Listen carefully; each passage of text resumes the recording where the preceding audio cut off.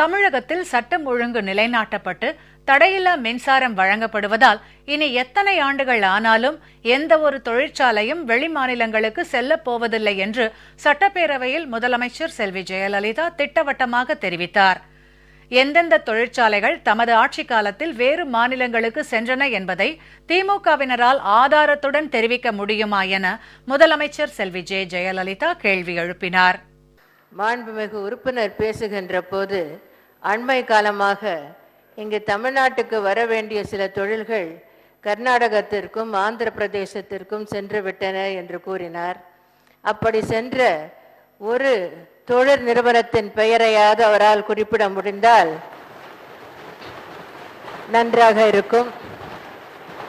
உண்மை என்னவென்றால் கர்நாடகம், ஆந்திர பிரதேஷ் உள்ளிட்ட இன்னும் பல மாநிலங்களின் முதலமைச்சர்கள் இங்கே தமிழ்நாட்டுக்கு வந்து தொழில் அதிபர்களை எல்லாம் அழைத்து கூட்டங்களை நடத்தி எங்கள் மாநிலத்திற்கு வாருங்கள், அங்கே தொழில் தொடங்குங்கள், உங்களுக்கு நிலத்தை இலவசமாக அளிக்கிறோம், இதை அளிக்கிறோம், அதை அளிக்கிறோம் என்று கூவி கூவி அழைத்தார்கள்.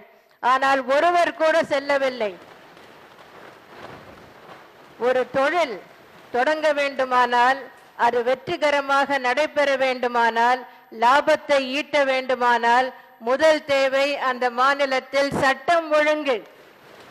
அது ஒழுங்காக காப்பாற்றப்பட வேண்டும். அது தமிழ்நாட்டில் மட்டும்தான் இருக்கிறது என்று என்னால் உறுதியாக கூற முடியும்.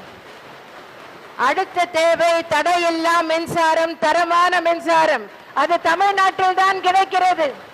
இன்றைக்கு ஆந்திர பிரதேசமாகட்டும் கர்நாடகமாகட்டும் தமிழ்நாட்டை கேட்டு பணம் கொடுத்து எங்களிடமிருந்து நம்மிடமிருந்து மின்சாரத்தை வாங்குகின்ற நிலையில் தான் இருக்கிறார்கள். ஆகவே இன்னும் எத்தனை ஆண்டுகள் போனாலும் இங்கிருந்து கர்நாடகத்திற்கோ ஆந்திர பிரதேசத்திற்கோ எந்த தொழில் முதலீட்டாளரும் செல்ல மாட்டார்கள். வரிசையில் நின்று இங்கே தமிழ்நாட்டுக்குத்தான் வருவார்கள் என்று என்னால் நம்பிக்கையுடன் உறுதியுடன் கூற முடியும்.